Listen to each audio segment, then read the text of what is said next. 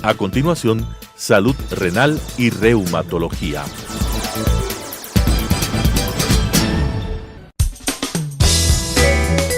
Clasificación A. Apto para todo público.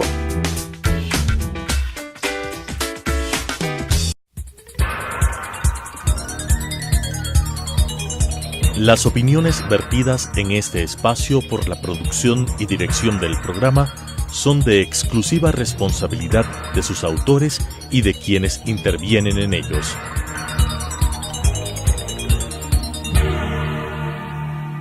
Telesucesos Canal 29 UHF presenta Salud Renal y Reumatología. Tratamiento integral preventivo y curativo de enfermedades renales y reumatológicas con la conducción de las doctoras Belia Meléndez y Cristina López. Salud renal y reumatología. Buenos días, bienvenidos a nuestro programa Salud Renal y Reumatológica. El día de hoy vamos a hablar sobre un tema bastante controversial que es la anorexia. Vamos a intentar en esta ocasión poder definir y sacar algunas dudas sobre este tema. Entonces empezamos a preguntar, ¿qué es la anorexia? Bueno, la anorexia es un trastorno de la conducta alimentaria que ocasiona pérdida de peso provocada por el mismo paciente y lo lleva a un estado de inanición con incapacidad para mantener un peso corporal mínimo, considerado para su edad y estatura. Esta causa de esta enfermedad es multifactorial y muchas veces se basa en contextos externos como la sociedad mismo que nos proyecta imágenes sobre la perfección de la figura. ¿Qué puedes opinar sobre eso? Bueno, aquí nos hablan mucho sobre la imagen perfecta del cuerpo humano, en especial de la mujer.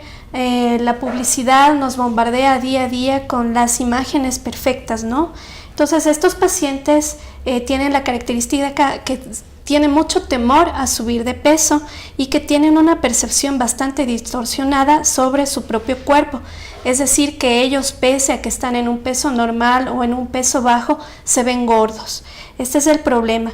Y de manera voluntaria inician periodos de ayuno, periodos de purga, ingesta exagerada de alimentos y muchas veces se llegan a ocasionar el vómito. Lo que empiezan a hacer es primero eliminar de su dieta los hidratos de carbono, pues se tiene la creencia de que los hidratos de carbono son los que suben de peso, las grasas y por último el líquido, llegando hasta estados de deshidratación muy graves. El ayuno, como tú decías, es de manera voluntaria. Son una serie de conductas nocivas que entornan alrededor del paciente. Muchas veces el paciente puede llegar a perder más del 50% de su peso. Entonces, viendo esto, ¿a quiénes afecta la anorexia?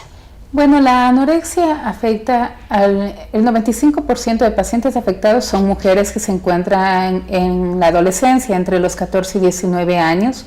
Sin embargo, puede presentarse a cualquier edad, puede presentarse en hombres, en mujeres de mayor edad, en niños, y viene influenciada por factores externos, porque hay grupos de riesgo. Estos grupos de riesgo frecuentemente son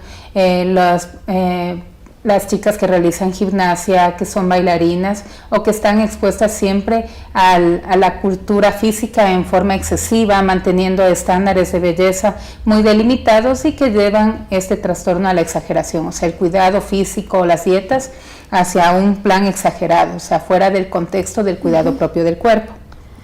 Bueno, esta imagen corporal es lo que proyecta en sí el trastorno. Muchos de ellos empiezan a abusar del ejercicio físico, ¿no? Estamos igual bombardeados de toda la publicidad sobre estilos de vida saludables, pero todo extremo es perjudicial.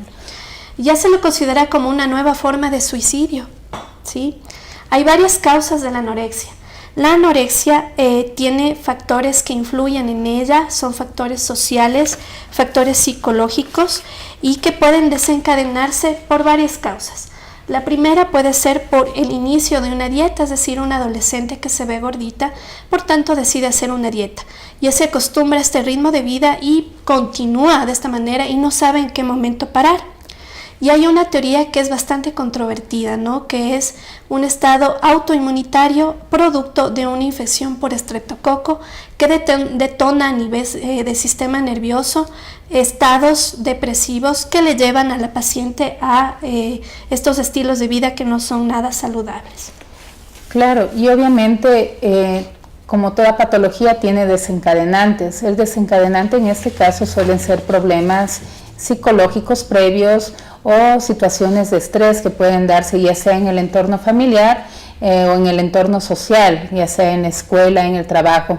Muchos de los pacientes que desencadenan este problema tienen antecedentes de obesidad, con comentarios deleterios para su propia autoestima, obesidad en los familiares, obesidad materna, muerte o enfermedad de algún familiar cercano que puede causar un estado de estrés o un periodo de luto prolongado que ocasiona este cambio en la conformación de la visualización del cuerpo. O sea, tienen una distorsión de cómo ellos se ven. Pese a estar extremadamente delgados, ellos se siguen viendo como que están gordos, como que están obesos. Y claro, no solo son factores de muerte, también puede ser separación de padres, problemas escolares, el bullying que ahora en la actualidad tiene bastante repercusión, cualquier suceso traumático incluido accidentes. Entonces, bueno, para desencadenar este tipo de problema hay tres aspectos que juegan mucho, ¿no? La parte psicológica, la parte biológica, la genética y la cultural. Los factores socioculturales también desencadenan la anorexia y es tal vez la que mayor carga tenga, ¿no? Independientemente de lo que pueda ejercer el mismo entorno de la psiquis del paciente. Bueno, son muchos los factores que pueden desencadenar.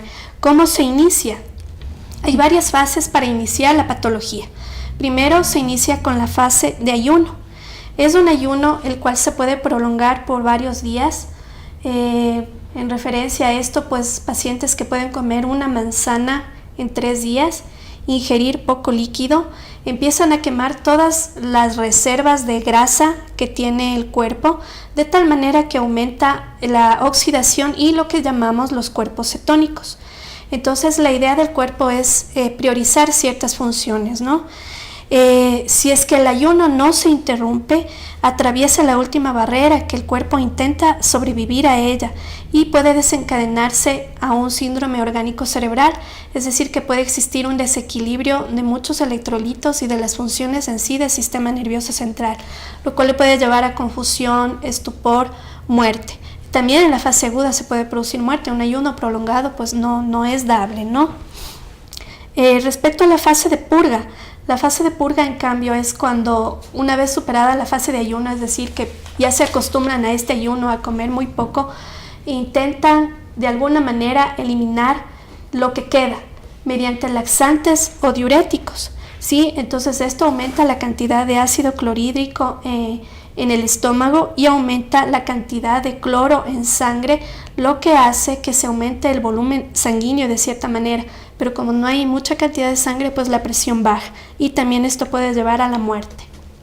Bueno, aparte de tener un periodo de ayuno prolongado y luego la fase de purga, evidentemente ya se va a empezar a notar la pérdida de peso en forma continua y muchas de las personas cuando se dan cuenta intentan solucionarle buscando ayuda médica o sometiendo a castigos para que coman. Entonces, en este caso, los pacientes comienzan a tomar otra estrategia que es tomar líquidos en abundancia e inclusive llegan a la intoxicación hídrica. La intoxicación hídrica consiste en ingerir grandes cantidades de agua a tal punto que va a haber una dilución de la sangre, van a estar sobrehidratados.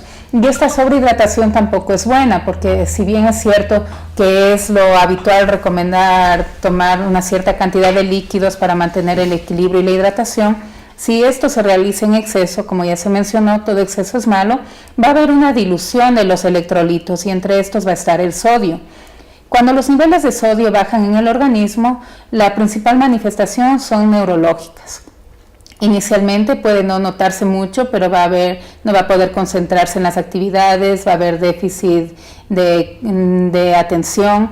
Además puede haber irritabilidad en la paciente Y posteriormente, si los niveles de sodio caen ya a niveles críticos, bajo de los 120.000 equivalentes a nivel sérico, inclusive pueden manifestarse como convulsiones que llegan al coma y esto desencadenar la muerte del paciente. Bueno, después viene la fase de retroalimentación. Es un poco confuso este término, ¿no? Esto se da cuando los niveles de fosfato en sangre bajan y se manifiestan otras cosas. Incrementa la náusea, el vómito, al no existir un buen equilibrio, hay dolor articular y óseo, empieza la debilidad muscular, la anemia concomitante y en ciertas ocasiones por el mismo desgaste hay una ruptura o una muerte del músculo que se llama rabdomiolisis, que es prácticamente la ruptura de las fibras musculares. Las proteínas de la fibra muscular pasan a sangre y tienen que ser filtradas por riñón y el riñón empieza a tener muchos problemas. Aquí ya viene la insuficiencia renal que están propensas y también la insuficiencia cardíaca igual por la misma toxemia, ¿no? Como todas las enfermedades que vemos en medicina, pues tienen sus criterios. ¿Cuáles son los criterios de anorexia? Bueno, para poder nosotros diagnosticar a un paciente de anorexia, vamos a basarnos en los criterios. Primero es el rechazo a mantener el peso corporal igual o encima de un valor mínimo considerado para la edad y talla, o sea, un peso corporal, un índice de masa corporal extremadamente bajo. Miedo intenso a aumentar de peso o a convertirse en obeso, inclusive con un peso inferior a lo normal. Alteración de la percepción del peso o la silueta corporal con exageración de su importancia en la autoevaluación o negación del peligro que comporta el bajo peso. Esto quiere decir que cuando la paciente o el paciente se miran al espejo, pese a estar extremadamente delgados, tienen una distorsión y se siguen viendo gordos. Y en mujeres pospúberes hay también amenorrea, esto quiere decir ausencia de los ciclos menstruales y para considerar un criterio debe ser por lo menos 3 ciclos que estén ausentes. Uh-huh. Bueno, hay un perfil del enfermo o enferma, ¿no? No tenemos que descartar que también hay hombres que la padecen. Se trata de una persona joven entre 14 y 18 años que tiene un excesivo sentido del perfeccionismo. Son introvertidos, de un carácter muy irregular, manipuladores, tienen la incapacidad de relacionarse con el sexo opuesto, una baja autoestima, rasgos de tipo obsesivo, tienden a repetir muchas cosas al mismo tiempo y pues en su mayoría se han visto que pueden llegar a proceder de familias muy desestructuradas. Con respecto a los síntomas. Bueno, los síntomas van a depender del órgano que esté afectado. Como es una patología sistémica que puede afectar varios órganos, esto va a depender de la gravedad y del tiempo de duración de la enfermedad.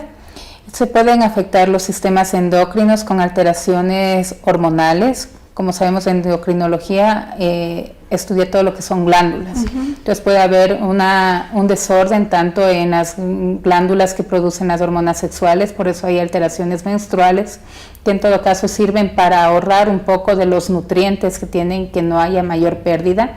Además puede haber alteraciones en las hormonas tiroides, que también nos sirven para la energía corporal.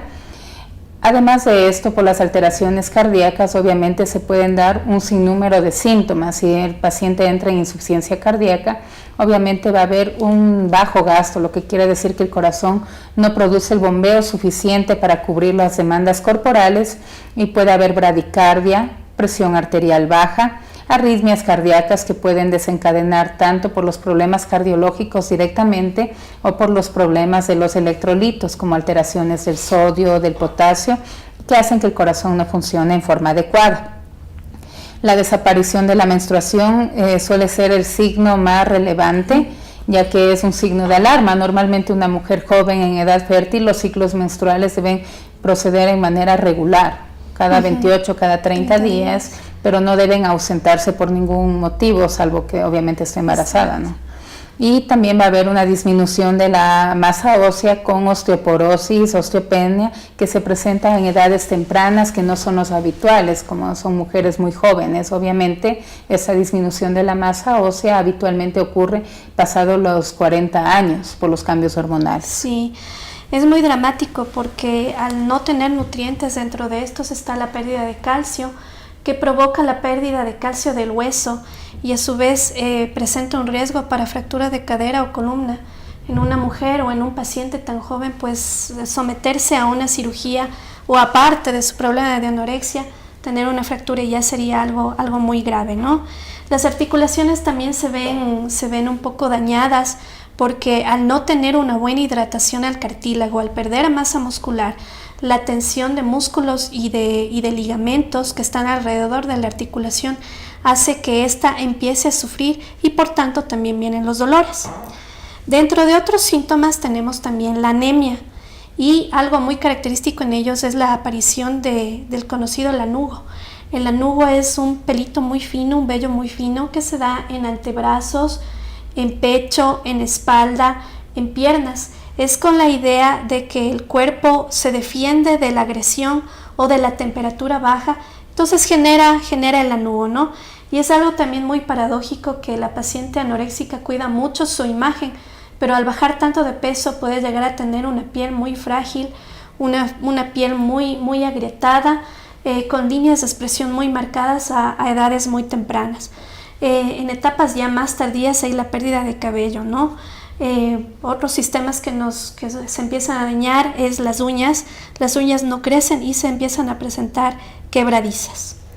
Claro, como tú mencionabas, obviamente el cuerpo en este estadio que intenta ahorrar todos los nutrientes posibles porque está en un estado de inanición, de desnutrición crónica, también va a perder el cabello porque el cabello es donde perdemos gran cantidad de proteínas y nutrientes, entonces se pierde el cabello, es por ahorrar. También va a haber caries porque obviamente va a estar alterada la calcificación no solo de los huesos, va a haber retracción de los ojos, van a estar hundidos, los pómulos van a estar salientes, con la típica facies que nosotros vemos de un cadáver, ¿no? O sea, con mucha, está consumido el panículo adiposo totalmente y no se ve las caras rellenitas como normalmente se tiene. Y además van a tener trastornos del sueño. Estos trastornos del sueño vienen con dificultad tanto para la conciliación, o sea, para iniciar el periodo de sueño normal, así como para mantener el sueño con múltiples despertares durante la noche. No llegan a concluir un periodo fisiológico de sueño, que quiere decir unas 7 horas corridas, con el descanso apropiado. Claro. El descanso sabemos que es algo muy importante en el ser humano y al no descansar también el cuerpo se empieza a desgastar mucho más. Se merman años de vida, ¿no? Esto es con respecto a los síntomas físicos. Los síntomas psicológicos, pues, es el rechazo a mantener el peso corporal sobre lo mínimo admitido, ¿no? El aumento de peso y la obesidad pueden estar, como decíamos, el peso demasiado bajo lo normal.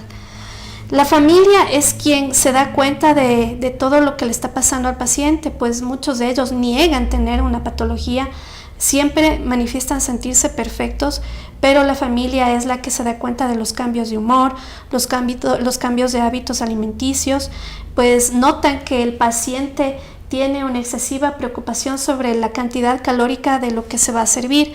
Entonces, pues si nosotros vamos a comer, pues muchas veces pasamos por alto de cuántas calorías tiene lo que vamos a comer. Entonces realmente no nos interesa. Este paciente se preocupa en exceso sobre cuánto tiene de calorías una lechuga. Llegan al punto de medir y pesar lo que van a ingerir. Claro, cuentan calorías y además por el comportamiento obsesivo que ellos tienen, suelen realizar ejercicio de una forma repetitiva y que exagera todo el día, o sea, comen algo y hacen ejercicio. Lo que habitualmente hacen es realizar múltiples series de abdominales que inclusive les lleva a lesionarse partes de la piel, sobre todo en la zona dorsal, porque si tienen solo hueso y la piel no tiene panículo adiposo por debajo, las lesiones suelen ser como laceraciones en la zona de la columna lumbar y de la parte dorsal. Bastante visibles, como las escaras, ¿no? Exactamente. Bueno, en sí el paciente, como decíamos, tiende a negar que está enfermo. Siempre dice que están bien, son inquietos, buscan cualquier pretexto para estarse moviendo y pues es con la idea de ellos quemar calorías. Hay muchas páginas que realmente asustan, ¿no? Las ProAna y ProMía, Prolia, que lo que hacen es dar ciertos tips para aquellas que quieren ser las princesas, así se hacen llamar. Bueno, el diagnóstico de la anorexia.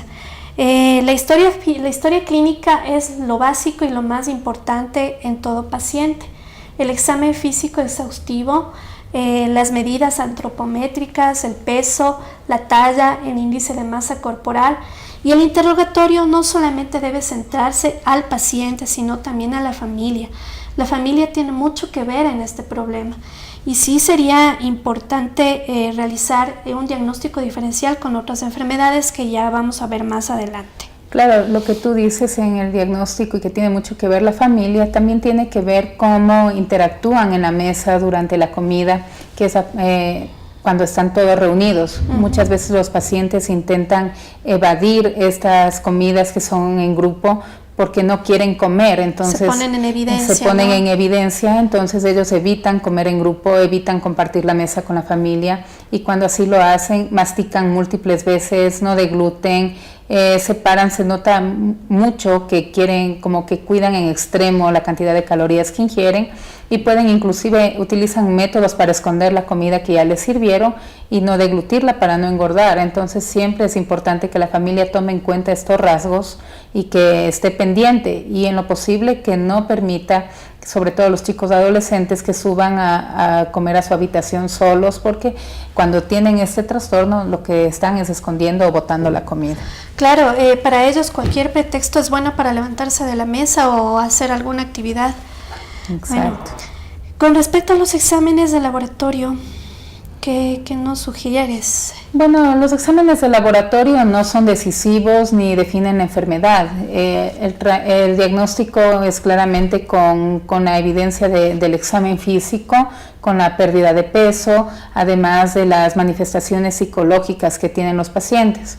Los exámenes de laboratorio pueden estar a veces aparentemente inclusive normales si no hay todavía un daño orgánico, y pueden ser tranquilizadores. Sin embargo, posteriormente, de acuerdo al órgano que esté afectado, pueden haber alteraciones, ya sea en las pruebas hepáticas, en las pruebas renales o alteraciones electrocardiográficas, pero que no son definitorias de ningún diagnóstico. El diagnóstico es prácticamente clínico y con los criterios que sugieren de la parte psicológica.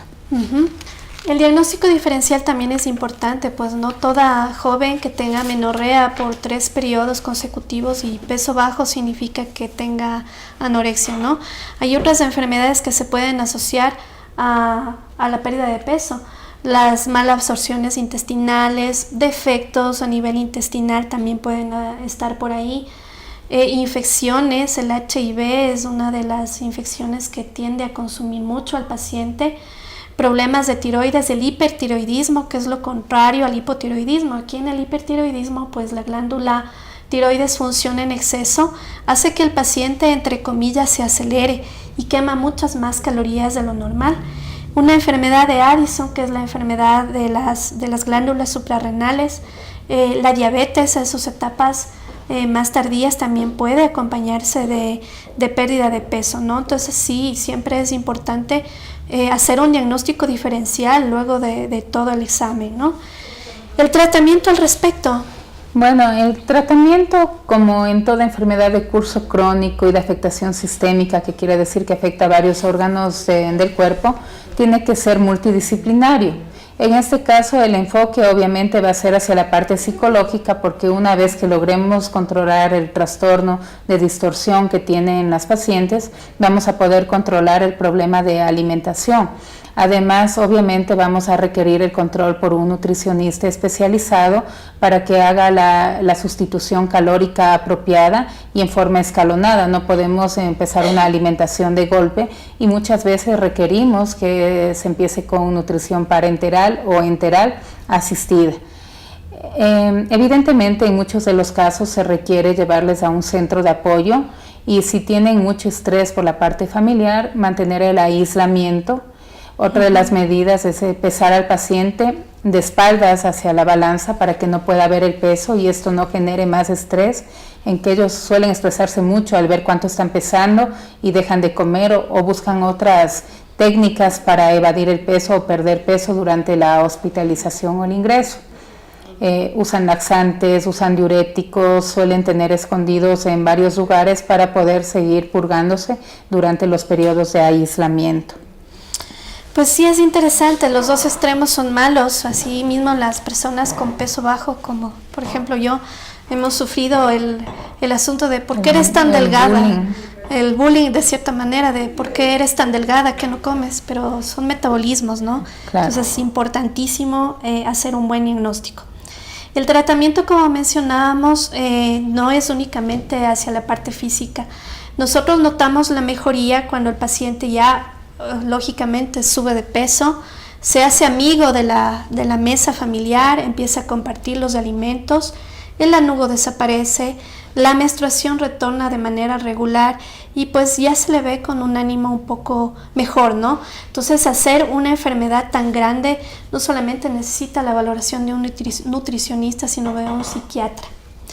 La prevención consiste en combatir varios factores culturales que favorecen a la enfermedad, ¿no? Entonces, ¿qué más nos podrías decir tú respecto a esto? Bueno, es importante educar al adolescente, estar siempre, la familia debe estar pendiente de los hábitos que están ajenos al comportamiento normal, entonces tiene mucho que ver la familia con esto. Bueno, eso es todo lo que podemos decirles en el programa de hoy. Espero haya sido de utilidad la información que hemos compartido con ustedes. Seguimos esperando sus comentarios y preguntas a nuestra página www.nefrolupus.com. Las opiniones vertidas en este espacio por la producción y dirección del programa son de exclusiva responsabilidad de sus autores y de quienes intervienen en ellos.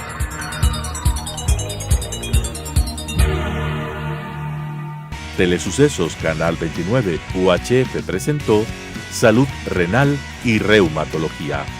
Tratamiento integral preventivo y curativo de enfermedades renales y reumatológicas con la conducción de las doctoras Belia Meléndez y Cristina López. Salud Renal y Reumatología.